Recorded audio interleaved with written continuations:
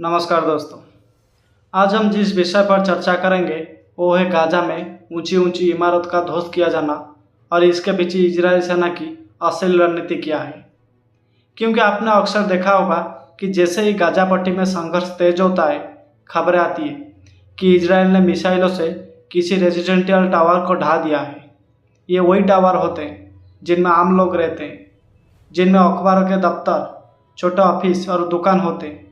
सवाल उठता है, क्या ये केवल सैन्य ठिकाने होते हैं या फिर इसके पीछे कोई और गहरी राजनीति और मनोविज्ञान काम करता है। सबसे पहले आपको समझना होगा कि 21वीं सदी का युद्ध अब मैदान में नहीं बल्कि शहरों के बीच लड़ा जा रहा है। गाजा दुनिया का सबसे घनी आबादी वाला क्षेत्र है। यहाँ एक एक किलोमीटर में लगभग 6000 से 7000 लोग रहते हैं। ऐसे में अगर किसी भी इलाके पर हमला करना है तो सीधा निशाना सैन्य ठिकानों पर लगाना लगभग असंभव है, क्योंकि वो नागरिक आबादी के बीच में छुपे रहते हैं। इजराइल का कहना है कि हमास जैसी संगठन जानबूझकर ऊंची इमारत का इस्तेमाल करती है, कमांड सेंटर, हथियारों के गोदाम और रॉकेट लॉन्चिंग पॉइंट के तौर पर। यानी एक तरह से नागरिक इंफ्रास्ट्रक्चर को मानवीय ढाल बना दिया जाता है। अब सवाल ये कि सिर्फ ऊंची इमारत ही क्यों? टावर बिल्डिंग ऊंचाई की वजह से हमास को ड्रोन और रॉकेट लॉन्चिंग के लिए बेहतर रिव्यू देती है। अक्सर इन इमारतों में इंटरनेट, रेडियो और टीवी नेटवर्क के दफ्तर होते हैं, जिससे इन्हें गिराना मतलब दुश्मन की कम्युनिकेशन को बाधित करना। जब कोई 12 मंजिला टावर जमीन पर धूल बन जाता है तो उसका असर पूरे गाजा के समाज पर पड़ता है। लोग डरते हैं कि अगर ये इमारत गिर सकती है तो उनकी छोटी बिल्डिंग कब मलबा बन जाएगा, यानी दुश्मन का हिम्मत तोड़ना। टावर अक्सर आधुनिकता और गाजा की प्रगति का प्रतीक माने जाते हैं। उन्हें गिराना एक तरह से हमास को संदेश देना है, हम सिर्फ तुम्हें नहीं, तुम्हारे भविष्य और इंफ्रास्ट्रक्चर को भी खत्म कर देंगे। यहाँ आता है सबसे बड़ा विवाद। अंतर्राष्ट्रीय मानवतावादी कानून कहता है कि युद्ध में सैन्य और नागरिक ठिकानों को अलग अलग पहचाना जाना चाहिए। यानी किसी भी हमले में यह दिखाना जरूरी है कि क्या टारगेट वास्तव में सैन्य है या सिर्फ नागरिकों को डराने के लिए उस पर हमला किया गया। आर्टिकल 52 ऑफ एडिशनल प्रोटोकॉल साफ कहता है कि civilian object shall not be the object of attack. लेकिन इजराइल की दलील होती है कि वह पहले ही लोगों को इवैल्यूएशन वार्निंग भेजते हैं, एसएमएस, कॉल और पर्चे गिराकर। और अगर उसके बाद भी कोई टावर में रहता है तो उसे सैन्य लक्ष्य मान लिया जाता है। यानी इजराइल इस लूप होल का इस्तेमाल करते हैं। हमने चेतावनी दी थी, अब जिम्मेदारी तुम्हारी। अगर आप 2014 के गाजा वार को देखें तो उस दौरान इजराइल ने 46 मल्टी स्टोरी बिल्डिंग को तोड़ा था। 2021 के संघर्ष में अल जजीरा और एसोसिएटेड प्रेस का दफ्तर जिस टावर में था उसे भी जमोदिस्त करा दिया गया था। उस पर इजराइल का आरोप था कि अंदर हमास का खुफिया दफ्तर चलता है, लेकिन कोई ठोस सबूत कभी पेश नहीं किया गया। यही वजह है कि यूएनओ से लेकर एम्नेस्टी इंटरनेशनल तक इसे वार क्राइम कहती है। इजराइल की सैन्य सोच में एक कांस्टेंट है कि डिटरेंस ऑफ डिस्ट्रक्शन, यानी कि डर के जरिए तो रोकथाम। मान लीजिए आप गाजा में रहते हैं और आपके सामने खड़ा है कि 12 मंजिला या 15 मंजिला टावर अचानक बम से धूल बन जाए, तो आप क्या करेंगे? आप तुरंत ये सोचेंगे कि अब कोई भी जगह सुरक्षित नहीं है। यही मनोविज्ञान इजराइल चाहता है, ताकि आम लोग हमास पर दबाव बनाए कि लड़ाई बंद करो वरना हम ही कुचल जाएंगे। यही आता है सबसे बड़ा सवाल, क्या ऊंची इमारतें गिराने से वाकई हमास कमज़ोर होता है? कई रिसर्च बताते हैं कि नहीं, क्योंकि हमास के टनल नेटवर्क ज़मीन के नीचे होते हैं। टावर गिराने से उस पर कोई असर नहीं पड़ता। हमास के नेता और फाइटर पहले ही जानते हैं कि इजराइल किसे टारगेट करेगा, इसीलिए वो समय रहते निकल जाते हैं। असली असर पड़ता है सिविलियन पॉपुलेशन पर।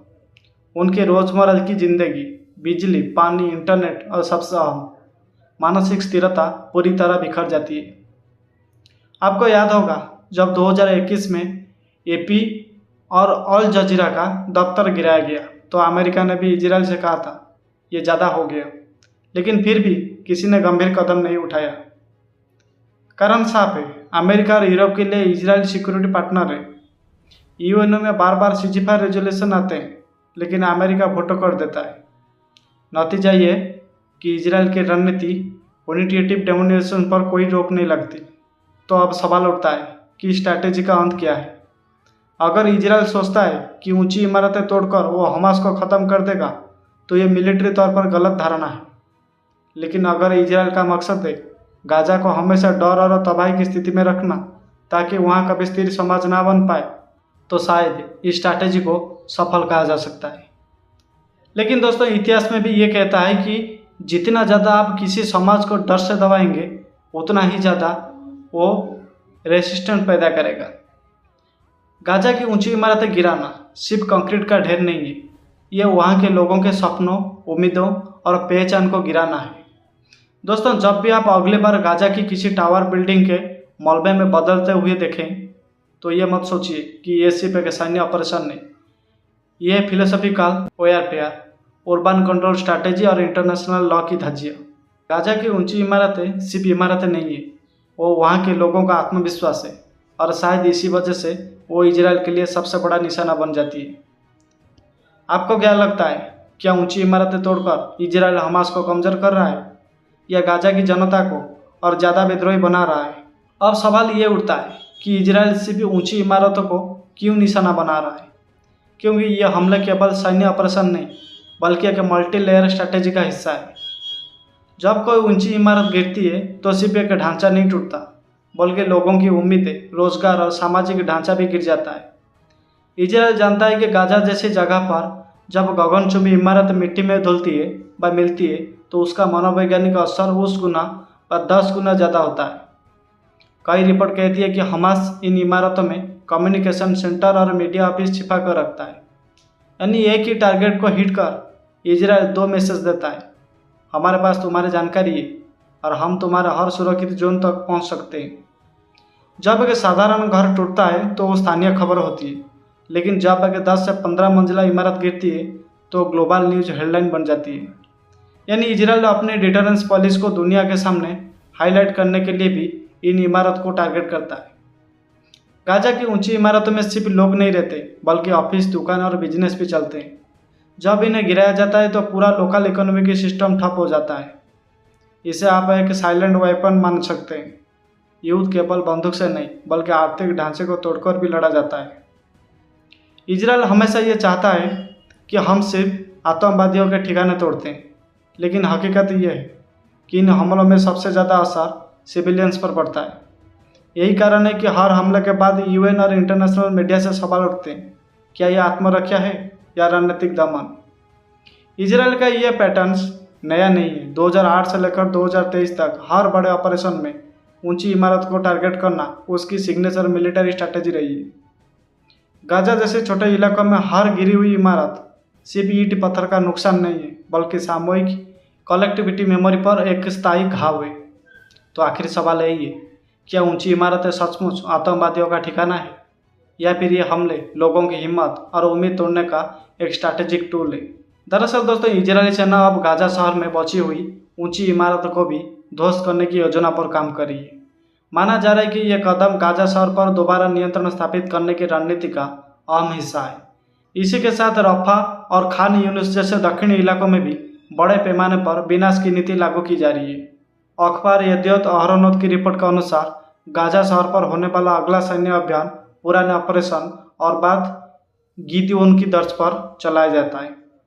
इस योजना के तहत गाजा शहर के चारों ओर नए सैन्य मार्ग बनाए जाएंगे और मौजूदा इमारत को बड़े पैमाने पर ध्वस्त करने की तैयारी की जा रही है।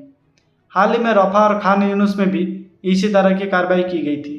रिपोर्ट के अनुसार पूर्वी खान यूनिस में इजराइल पैराट्रूपर्स ब्रिगेड ने अब तक 2000 से अधिक इमारतें ध्वस्त कर दी है।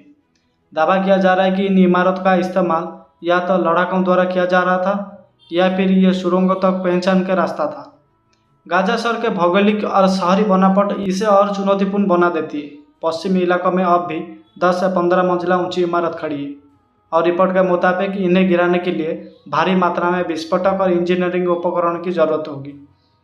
इजराइल ने गाजा पर जमीनी हमले की तैयारी कर ली है और सितंबर के मध्य तक शहर को अपने कब्जे में लेने की कार्रवाई शुरू करने का प्लान है। इस ऑपरेशन के दौरान गाजा के लगभग 10 लाख लोगों को दक्षिण हिस्से की ओर विस्थापित किया जाएगा।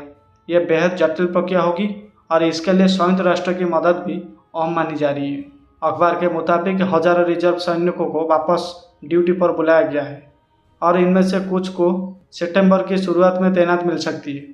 इससे पहले इजराइल के रक्षा मंत्री जोआब गैलट ने यह साफ कहा था कि गाजा शहर पर कब्जा करने की तैयारियों को हरी झंडी दी जा चुकी है। उनकी चेतावनी थी गाजा शहर का हसन वो भी रफा और बेहद हनून जैसा हो सकता है। याद दिला दें कि 8 अगस्त को इजरायली कैबिनेट ने प्रधानमंत्री बेंजामिन नेतन्याहू की उस रणनीति को मंजूरी दी थी जिसके जरिए गाजा पर धीरे धीरे नियंत्रण हासिल करने की योजना बनाई गई है। इस रणनीति में 5 अहम बिंदु शामिल हैं, जैसे कि हमास को पूरी तरह से हथियार से मुक्त करना, सभी बंधकों को वापस लाना चाहे वो जिंदा हो या मुर्द, गाजा से हर तरह के हथियार हटाना और गाजा पर इजरायल सैन्य नियंत्रण कायम करना, और लास्ट वाला जो है वो हमास या फिलिस्तीन अथॉरिटी से इतर एक नए नागरिक प्रशासन की स्थापना करना। तो दोस्तों, इस विषय को लेकर आपका क्या कहना है कमेंट बॉक्स में ज़रूर बताइए।